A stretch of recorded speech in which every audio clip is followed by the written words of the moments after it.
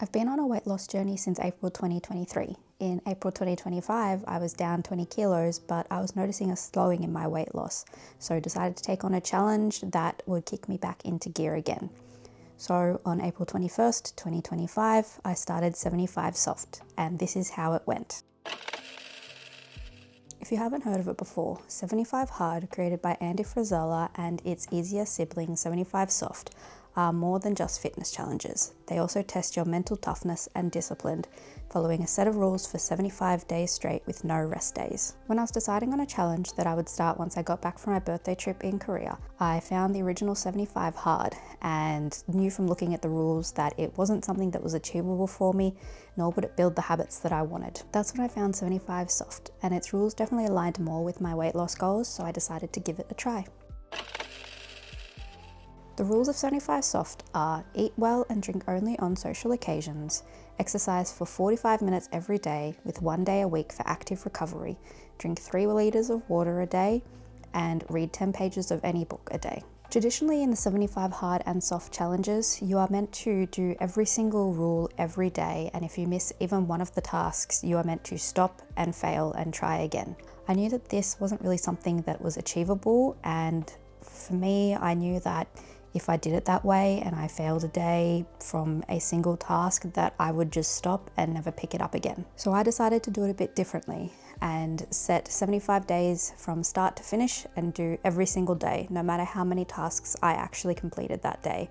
There was no failing, there was only trying again tomorrow. For me, doing this challenge was about building new healthy habits and getting off this weight loss plateau that I was on, rather than pushing myself to be perfect every single day.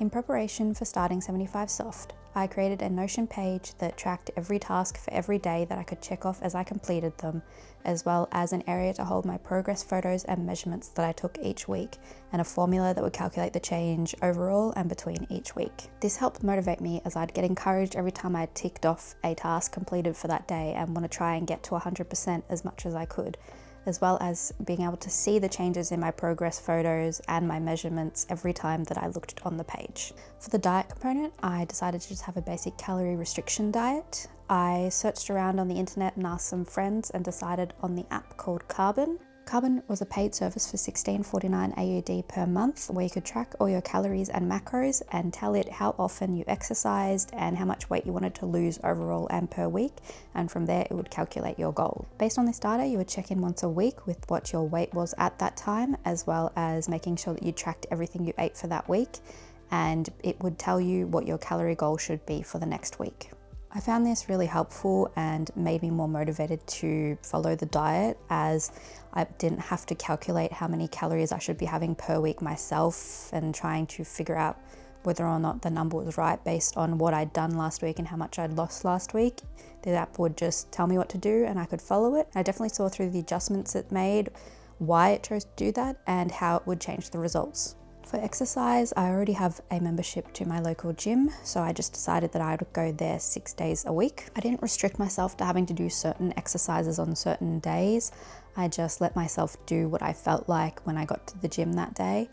I knew if I tried to come up with some sort of schedule where I did certain weight training on certain days or went to certain classes, that I just would feel demotivated and not want to go to the gym. And so I knew that if I just planned that I was going to read on the treadmill for 45 minutes doing the sort of fat burn workout that's just basically rolling hills, I knew that that would make me want to go and would stop any issues with me being demotivated or unwilling to go to the gym, because I wasn't looking forward to the workout that I'd decided in the schedule I was doing for that day. In terms of the active recovery day, I chose Saturday, as I go into the city for my Korean class and I do a bit of walking to and from the station and around the city sometimes. So I was still moving around that day for the active recovery, but I knew that making it any other day would be a bit hard, as I would find it quite difficult to go to the gym and come home and shower and get ready and leave for the city before my class started. For the water intake, I have this 1 litre water bottle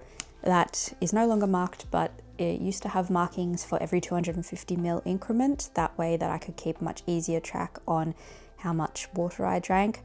This was especially because I also drink Schweppes mineral water cans, which I count towards my daily water intake because they have no diuretic ingredients in them. And because of that, it means I'm not just drinking the water bottle, so I can't just fill it up 3 times a day and know it's at 3 litres. And so the 250 ml increments really helped me calculate the water bottle plus the cans of Schweppes to get to 3 litres. For the last goal, reading. I can read and read sometimes too much, so this really wasn't a worry or anything I had to prepare for. As part of my general 2025 reading goals, I'm already trying to read every day, and if you've seen my reading journal videos, you know that I have a pages in pixels where I color in how many pages I read per day. And so this was just an easy goal for me. It wasn't something I had to prepare for. It wasn't something I had to do anything extra for. I was already doing it. So after all this preparation, it was time to start the challenge. From the start of the challenge, I was realistic with myself and knew I wouldn't be hitting every point every single day. I also chose potentially a terrible time to start, as I started on the Monday, but from the Wednesday to the Sunday, I was in the city working at a big event, and I was there for 12 to 15 hours per day, so I knew it just wasn't really possible for me to go to the gym. Some days I did sort of do enough at the event that I sort of got a workout or at least active movement in, but there were some days where I wasn't moving as much. And so during that first week, I did see a bit of a weight gain. However, I didn't let this demotivate me, as I knew the cause of it from not moving and from going out and eating a lot at places that were difficult to get healthy food at and very difficult to track calories for. And so I just kept my mind fresh and motivated and knew that from week 2 onwards it would be a lot easier, and I had some strategies to tackle the things that I ran into in week 1. Weeks 2 to 6 were really good. I was getting into the hang of things and finding that I wasn't really getting demotivated by trying to complete the tasks that I was doing. Even going to the gym, I found quite easy just building into my regular routine, even on days where I had to go even earlier in the morning so I could then come home and get ready to commute to the office. I had really good progress here, losing 2 kilos in those weeks, as well as getting a better idea of how many calories different foods had and how much of a serving that I should be eating. I definitely wasn't hitting 100% of the tasks every day. The task that I found the hardest was the 3 litres of water. I would find it quite easy to get to 2 litres just naturally with my normal drinking habits, but getting to 3, unless I was really feeling like the mineral waters those days and chugging them down, was quite hard. The other thing I found not so much difficult, but the other thing I didn't complete all the time was the calorie goal. At most once a week I would go over my calorie limit, but this was 99% of the time because I was out with family or friends and just wanted to enjoy the day and not think about how many calories I was eating, or it was social occasions, so I was drinking alcohol, which really bumps your calorie use up quite a lot. And I didn't want to get too stuck in the mindset of being so focused on calories that I couldn't have fun and spend time with people and enjoy it. And so those days were just, I ate and drank what I wanted within reason. I was still mindful, and that was just a day that I didn't hit my calorie goal. On my 75 Soft Notion page, in the weekly view of my tasks, it would calculate the average of my calories as well as the amount of calories I'd eaten each day. And so I could see, even with those cheat days, that I was still on average hitting the right calories for my goal. And there has been research to say that calories per day doesn't matter as much as calories over a longer period of time, like 5 to 7 days. So I wasn't too stressed about going over on that day when I knew there were other days that I was going under and it was averaging out to the right amount of calories. Then we hit week 7. I was feeling really good and motivated, and on the Tuesday I went to the gym as usual, but when I got there all the treadmills were taken, so I decided, okay, then I'll just do a weight training session. I haven't done them much since I was with a personal trainer in 2023, but I still have little exercise routines that I have saved on my weight training app and remember how to do most things. I had completed one exercise and saw people getting off the treadmill, but thought, no, I'll be good, and continued doing the weight training. and moved on to a deadlift exercise with a hex bar. I knew that it had been a long time since I'd done this and put down the weights significantly. I previously was on 30 kilos each side and did only 5 kilos on each side, but it was still not necessarily, it still wasn't too heavy, but it would just, my form wasn't right for what I was doing. And I also didn't think about it at the time, but I had gotten new runners and the Hokas are quite lifted compared to my old runners, which is not good for deadlifting. And so while lifting about 3 reps in, I had sudden severe pain in my lower back from an injury that I've had since I was 16 that was flaring up. It was so bad that I actually couldn't drive myself home. I had to lower myself into the back seat of my car and call my mum to come and pick me up and take me home. And I spent the next 2 days bedridden, being barely able to move even to go to the toilet. I even almost called an ambulance to take me to the hospital at 2 a.m. the first night because I couldn't actually sit down on the toilet without going into severe muscle spasm and crying on my dad's arm. This flare really set me back as I couldn't exercise pretty much at all for 2 weeks, and then after that I had to take it quite slow. But luckily I also wasn't eating as much because I wasn't feeling as hungry from being in pain and lying in bed, and so I did still see a bit of weight loss that helped me not feel like I completely failed. Just as my back was starting to heal, I then had to go to a friend's house for 3 weeks who lives 45 minutes away from me to cat sit. This meant that I was not driving 45 minutes each way every day just to go to the gym, especially when the place I was cat sitting was so close to my office, and so I had to find a new way to exercise. I had this Pilates box set that I'd bought from Coles that came with some Pilates equipment as well as a 30-day free trial to an exercise app that linked with the equipment you bought.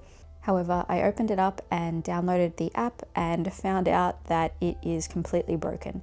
You could not register, you couldn't do any of the exercises on the app. It had 1 star on the App Store and it was just basically a complete failure. So I had to go back to the drawing board and think about what I was going to do next. This definitely frustrated me as I wasted money buying it and my plan for the 3 weeks had gone out the window.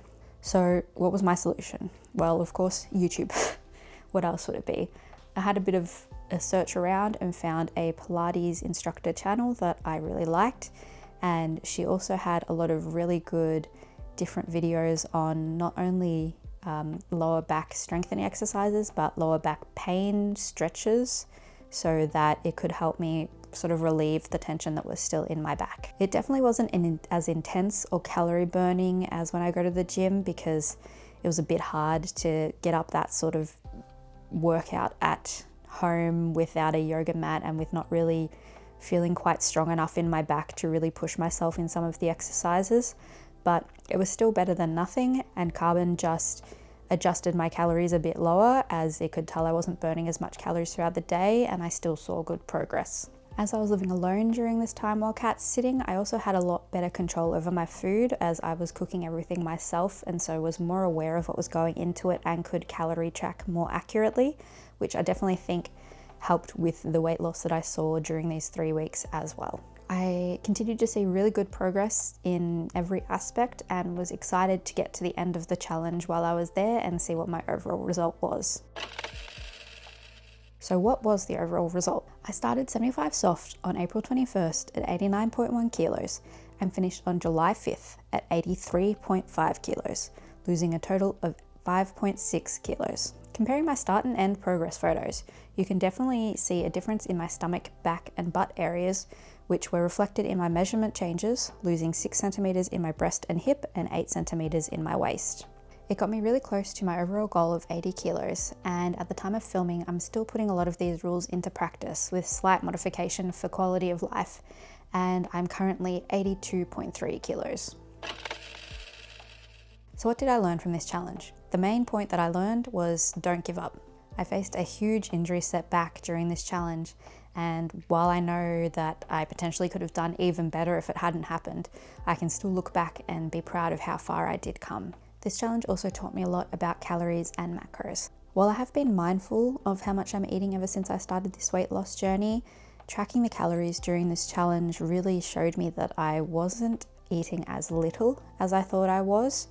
While I wasn't overeating, I definitely wasn't as severely calorie restricting as I thought I was, and it definitely explained why I was having a bit of a weight loss plateau before I started. It also helped with food noise, not eating just because I can, not snacking during the day, especially when I knew I was going to eat something later in the day that I really was going to enjoy. So I wanted to save my calories for that and just ate what I needed to feel full. I really struggled with the protein goal the app was trying to give me, as it was trying to tell me to eat 125 grams of protein per day, and with my average calorie intake being around 1400 calories, I found that almost impossible. Even drinking one of the My Muscle Chef protein drinks, which has 25 grams of protein in it, that was like 300 calories. So it was basically felt impossible for me to hit 125 grams without me eating only chicken breast and drinking only protein drinks, and even then it felt like it wouldn't have been possible. But it did help teach me a lot about how much protein is in different things and ways that I can supplement protein into my meals. I tried new recipes and new snacks and found things that have gone into my rotation and provide great nutrition. It got me more motivated to go to the gym. While I'm not, and I don't think I ever will be, a gym junkie, it made it feel going to the gym like less of a chore and more of just something that I do in my daily schedule. I've added going to the gym to my schedule in my time blocking calendar, and it's just an activity that when I wake up in the morning, I get ready for the gym and I go and it's done. If you're also wanting to do 75 soft, here are some tips from someone who technically failed it. Research before you start. Make sure the challenge is right for your current mindset and your goals.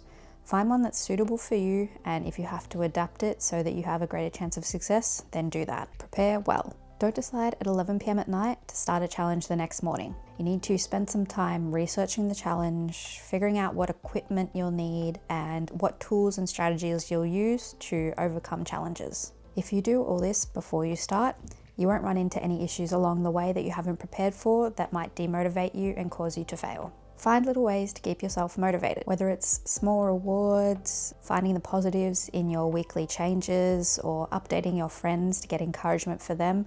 Find something that'll make you stay motivated to continue the challenge, and so that you don't just feel like you have to slog through it to say that you completed 75 hard or I completed 75 soft, but so that you see real change in what you've done in that time. You want real lasting progress to come from what you learned during this challenge, and if you aren't having this positive outlook throughout it, you'll just go back to the habits that you had beforehand and lose all the progress that you had. For anyone who is thinking of doing 75 hard or 75 soft or any other mental fortitude fitness challenge, I hope that this video helped motivate you to give it a try. You don't have to do it perfectly or have huge results by the end of the challenge. It's about creating something that's tailored to you and what your goals are without pushing you to an absolute breaking point. Comment down below what challenge you're thinking of doing or have already started, and let's all get together and support and motivate each other towards our goals. Click here to see the video about my meal planning Notion template, which I found really helpful during this time doing 75 soft to help me stay on track and make sure I was eating the right things. Just remember, any progress is progress, and you'll have me cheering you on every step of the way. Bye.